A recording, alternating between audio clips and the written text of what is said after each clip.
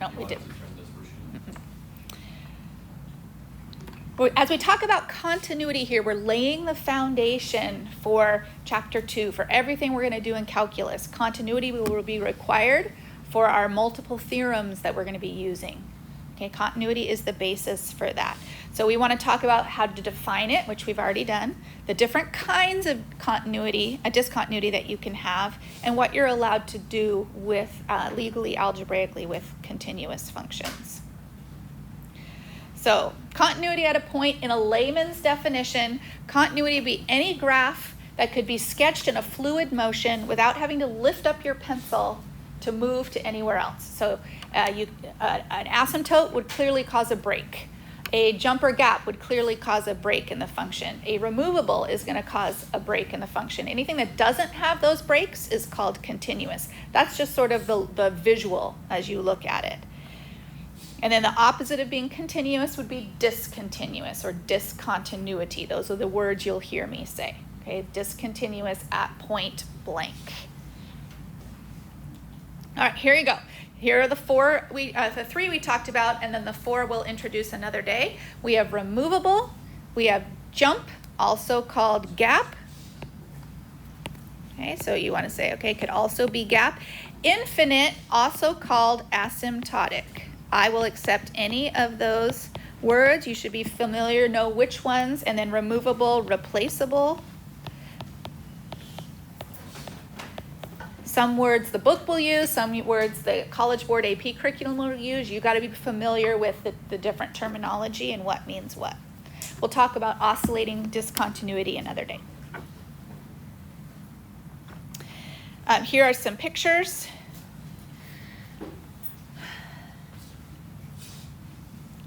Picture A is continuous because there are no breaks, gaps, jumps, or vertical asymptotes, so it is continuous. Okay, Taylor, what do you think about picture B? What would you call that? What kind is that? And you can look back at the names if you want. Very good. Okay, picture B is removable. All right, picture C. Let's see, who haven't I heard from today? Jonathan, picture C. Removable, replaceable. Removable and replaced, yeah, because you can you should hopefully see if you zoom in that it was replaced somewhere else. So that would also fall into the removable category. All right, Kayla, how about D? Jumper gap. Okay, and then C, let's see, Giselle? Asymptotic or infinite, because both ends. All right, and then this last one, which looks like it's compressed down, this is called an oscillating discontinuity. You can't see it super close, but if you could, this would be flipping back and forth so much back and forth between 1 and -1. We say that this is oscillating between 1 and -1.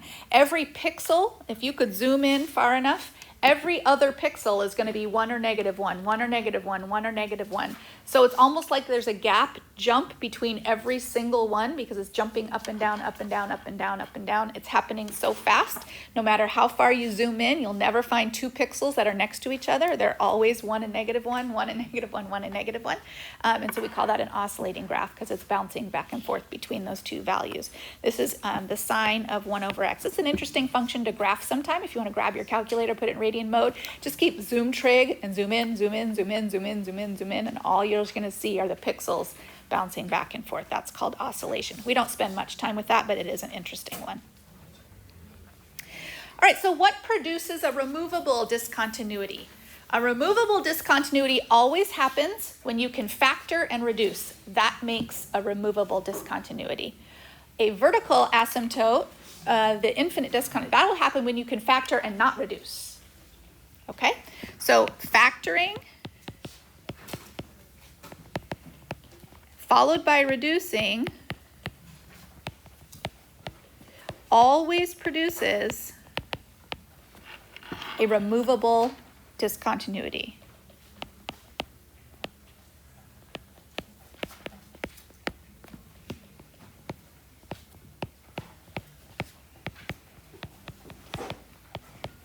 So that will mean that this will approach a hole but the hole will never be filled. Okay, it will approach a hole, but will never be filled. So I could factor this into x minus 3x plus 3.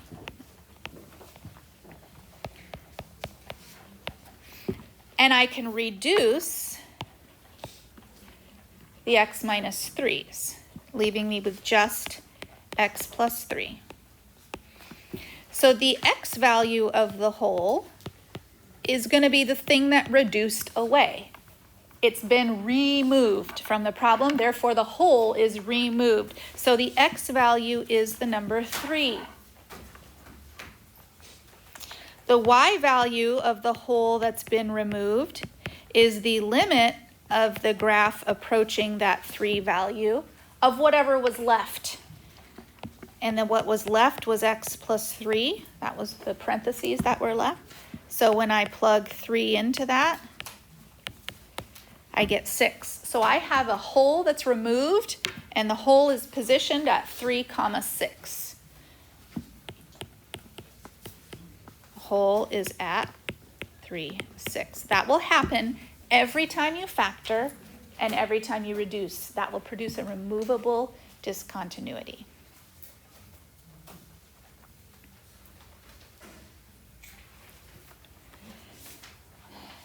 This is called a piecewise function, and it will most likely produce a gap or a jump discontinuity, and you want to check that. So you want to check what happens to the function when you approach 0 from the left. And when you approach 0 from the left, you're going to use x squared minus 2 formula. And you're going to want to check the right-hand limit. When you do 0 from the right, you'll just be using plain x.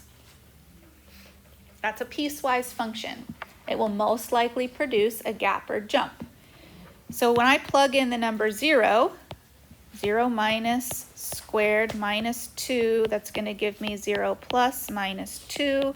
That's going to give me negative 2 on the top plus side of that. If I plug in 0 plus into just x, I get 0 plus. So here I have a left side and a right side that are clearly gapped from each other. The left side is coming and it ends at negative 2 with an open circle. Excuse me, it ends with a closed circle. I can tell because of the equal sign right here. And then the other part jumps up to 0 and then starts with an open circle and then continues. So this one has the closed circle because of the equal sign, and this one has the open circle. But this is a gap or a jump because the two are different values. It's not just removable. There's clearly a gap in those. Here's an asymptote. This will always happen when you can't factor and reduce. So I can't factor or reduce this one, so I'm going to have an asymptote that's left, and my asymptote is happening at the number 1 right there. You can prove that asymptote algebraically just by showing left and right hand limits. And so you can say the limit approaching 1 from the left of this function, 3 over x minus 1 quantity squared, and the limit as x approaches 1 from the right. And when you plug in 1 minus and when you plug in 1 plus, we're going to get 3 over. When we plug 1 minus in, we're going to get 0 plus. And when we plug in 1 plus, we're also going to get 0 plus. So both sides of that are shown to approach infinity. So that's why we've got an infinite or asymptotic discontinuity there. So a proof always takes 3 parts. Number 1, you need to check the right-hand limit. Number 2, you need to check the left-hand limit. Those two must be equal for you to move on to number 3. Number 3, you check whether or not the point exists at that particular point. And all 3 parts must be completely and totally equal to be defined as continuous. So when you are asked to prove it with the definition of continuity, you have to explicitly show all three parts and then make a statement that says either yes, it is continuous because all three parts are equal, or no, it's discontinuous because this particular part is different from the other ones, so it's not continuous. So again, we've seen how different removable functions can be defined. So we've got this one is removable, and it's removable because it's factorable. So this is factorable into x minus 1, x plus 1. The factors reduce. We're left with x plus 1. So the x value of the removable is equal to 1. The y value, you plug it into what's left here, and when you plug that in, you get 1 plus 1. And so the whole is at 0, 2, and we can clearly see that that whole is at 0, 2. If it's replaceable,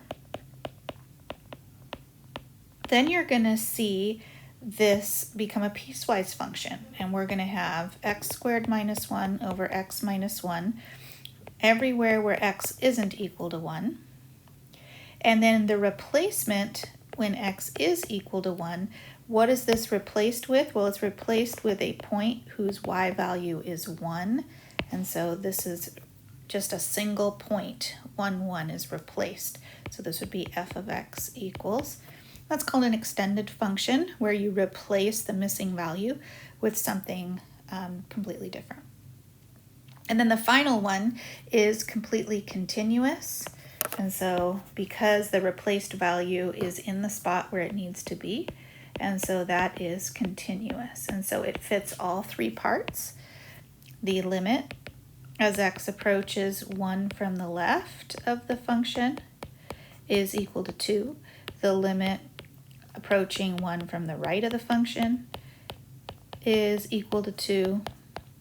And f at the number 1 is also equal to 2.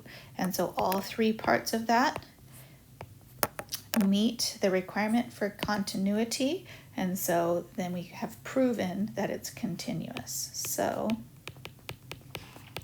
f of x is continuous here. That's the conclusion. Can you show continuity here? Well, if you just look at it, there's no breaks, there's no holes, there's no replaceables, there's no asymptotes. So it sure looks like it's continuous, but you want to prove that it is continuous. So the proof takes 3 steps. So we're going to prove the continuity at 0 from the left and 0 from the right. So we'll have the limit approaching 0 from the left, the limit approaching 0 from the right, and f of 0 itself. So when I'm going 0 from the left, I'm using the piecewise function negative x. When I'm going 0 from the right, I use the piecewise function x squared. So that'll give me negative 0 minus. When I plug in 0 plus, that will give me 0 plus. And those are considered to be the same. They're both sides of the number 0. And then, so I've showed that the limit exists. Now, does continuity exist? So I check, oh, here's the equal to bar. So for continuity, I'm using the equal to 0 squared, which is 0. So that's the algebraic proof, 1, 2, 3, that all parts are continuous because they are all equal. And then if you want to show it at the number 1, so 1 here and 1 there. So we want to check, what would I show if I was approaching 1 from the left? What would I show if I was approaching 1 from the right? And can I check the number f of 1 exactly? So on 1 from the left, I'll be using the x squared piece of the function. 1 from the right, I'll use the number 1. And so this will be 1 minus squared, which is still 1 minus, and that'll be 1. So those are both approaching the same number, so the limit exists. And then for equality, I want to check where the equal to bar is. And so we've got equal to right here, so I'll be using the x squared, so that's equal to 1. So again, check, check, check. Those are all continuous, and so that's the proof. So you just, proving it just means checking all the boxes, right? Just being very clear that you're checking all 3 parts.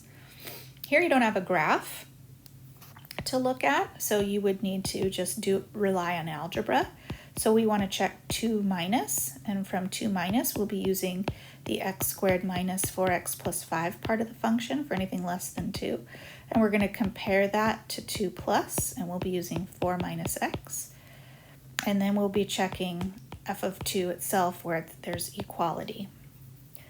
So I'm going to have 2 minus squared minus 4 times 2 minus plus 5. And when you're checking continuity, don't worry about all the little pluses and all the little minuses. We'll say it's 4 minus 8 plus 5. So that's 1. Here we're going to have 4 minus 2 plus. That'll be 2 minus. And already my continuity falls apart because I check that, but this one is not equal. And so I don't even have to check the third part. I can simply conclude f of x is discontinuous at x is 2 because the limit fails to exist.